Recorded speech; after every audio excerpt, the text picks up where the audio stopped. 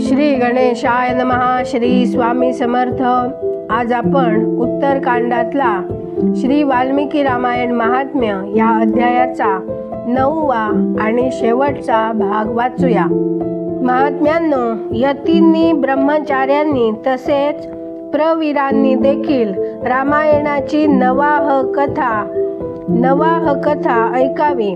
रामकथा अत्यंत भक्तिभावपूर्वक ऐकून मनुष्य महान तेजाने उद्दीप्त होतो आणि ब्रह्मलोकी जाऊन तेथे आनंदाचा अनुभव घेतो. म्हणून विप्रगणांनो, तुम्ही रामायणाची अमृतमयी कथा ऐकावी. श्रोत्यांसाठी ही सर्वोत्तम श्रवणीय वस्तू आहे आणि पवित्र वस्तूत देखील सर्वोत्तम आहे. दुःस्वप्ने नाहीशी करणारी ही कथा धन्य आहे. ही स्वप्न प्रयत्नपूर्वक ऐकावी. जो मनुष्य श्रद्धायुक्त अंतःकरणाने हिचा श्लोक किंवा अर्धा देखील श्लोक वाचतो त्याला तत्काळ कोट्यवधी उपपातकांपासून मुक्ती मिळते. ही गुह्याहूनही अधिक गुह्यतम वस्तू आहे. ही सत्पुरुषांनाच ऐकवावी. भगवान श्रीरामांच्या मंदिरात किंवा एखाद्या पुण्यक्षेत्री सत्पुरुषांच्या सभेत रामायण कथेचे प्रवचन करावे. जे ब्रह्मद्रोही, पाखंडी तसेच लोकांना ठकविण्याच्या वृत्तीचे आहेत त्यांना ही परमोत्तम कथा ऐकवू नये. ज्यांनी कामादी दोषांचा त्याग केला आहे, ज्यांचे मन रामभक्तीत अनुरक्त राहते, तसेच जे गुरुजनांच्या सेवेला तत्पर आहेत त्यांच्या समोर ही मोक्षाचे साधन असलेली कथा वाचली पाहिजे. श्रीराम सर्व देवमय मानले गेलेले आहेत. ते आर्त प्राण्यांच्या पीडेचा नाश करणारे आहेत. तसेच श्रेष्ठ भक्तांवर सदैव वात्सल्य भाव ठेवणारे आहेत. ते भगवान भक्तीनेच संतुष्ट होतात, इतर कुठल्याही उपायाने नाही.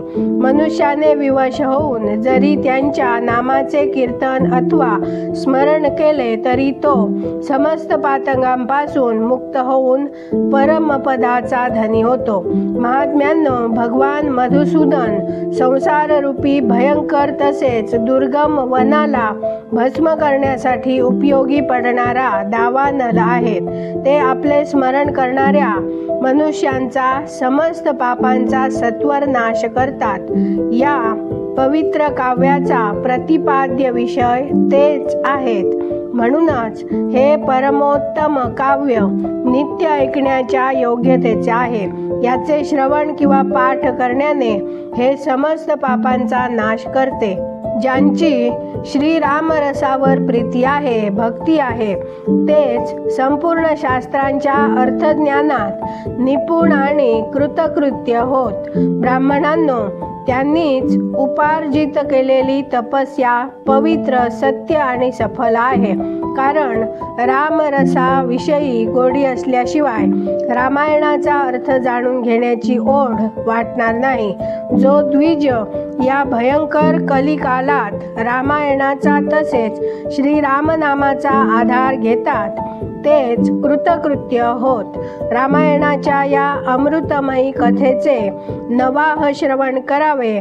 जे महात्मे असे करतात ते कृतज्ञ आहेत. त्यांना प्रतिदिनी माझा वारंवार नमस्कार. श्रीरामांचे नाम, केवळ श्रीरामनामच माझे जीवन आहे. कलियुगात आणि कुठल्याही उपायाने जीवांची सद्गती होत नाही, त्रिवार होत नाही.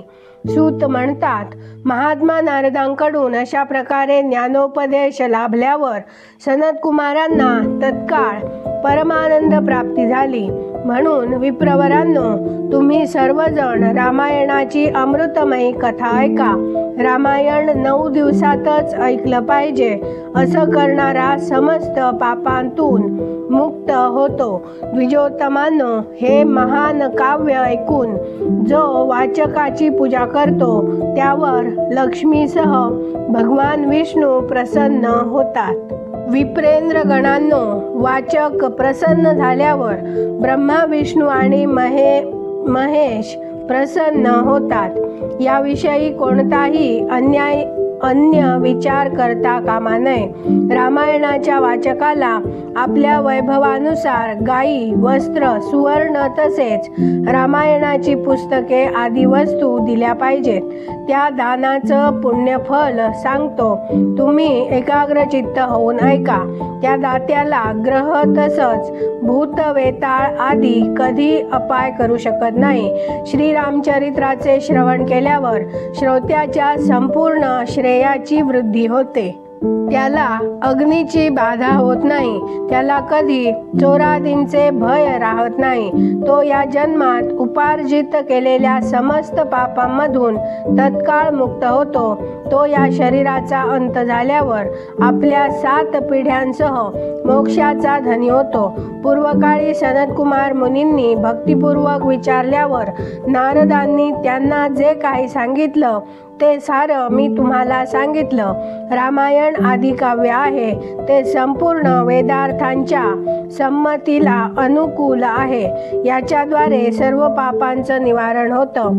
हे पुण्यमय काव्य संपूर्ण दुःखाचं विनाशक तसंच समस्त पुण्याचं आणि यज्ञाचं फळ देणारं आहे। जो विद्वान याच्या एका किंवा अर्ध्या श्लोकाचं देखील पठण करतो त्याला कधीही पापांचं बंधन प्राप्त होत नाही। श्रीरामांना समर्पित केलेलं हे पुण्य काव्य संपूर्ण कामना पूर्ण करणारं आहे।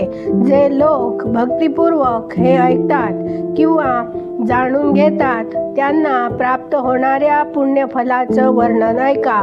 ते लोक 100 जन्मात उपार्जित केलेल्या पापामधून तत्काळ मुक्त होऊन आपल्या हजारो पिढ्यांसह परमपद प्राप्ती करून घेतात।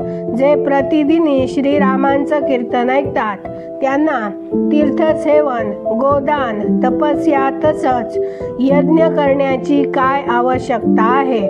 चैत्र, माघ तसेच कार्तिकात रामायणाच्या अमृतमयी कथेचं नवाह पारायण ऐकावं। रामायण श्रीरामांची प्रसन्नता प्राप्त करून देणारं, श्रीराम भक्ती वाढविणारं, समस्त पापांचं विनाशक तसेच सर्वच संपत्तीची वृद्धी करणारं आहे। जो एकाग्रचित्त होऊन रामायण ऐकतो किंवा वाचतो तो सर्व पापांमधून मुक्त होऊन भगवान विष्णूंच्या लोकी जातो। इथे श्री वाल्मिकी रामायण महात्म्य वाचून पूर्ण झालं। आता आपलं हे श्री सार्थ श्री वाल्मिकी रामायण हे ग्रंथ वाचून संपूर्ण झालेलं आहे। उद्या परवा 2 दिवसामध्ये आता आपण श्री व्यास विरचित महाभारत ग्रंथ वाचन सुरू करूया। या रामायण वाचनाला जसा तुम्ही लोकांनी प्रतिसाद दिलात त्याहीपेक्षा जास्त प्रतिसाद महाभारत वाचनाला मिळावा अशी अपेक्षा करून आजचा व्हिडिओ इथे थांबवते। उद्या भेटूया याच वेळी सकाळी 6:30 वाजता एका नवीन विषयाबरोबर। धन्यवाद। जय जय श्रीराम।